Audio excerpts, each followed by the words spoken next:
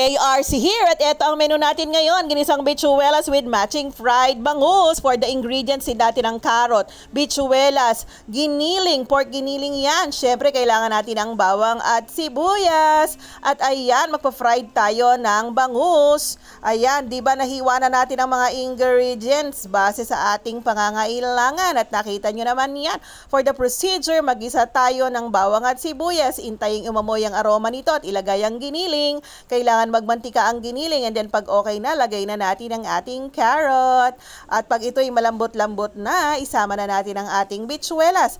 Haluin natin at kailangang maluto ng konti at dagdagan natin ng Knorr cubes. At pagkatapos, pwede na tayong maglagay ng pampalasa katulad ng paminta, asin.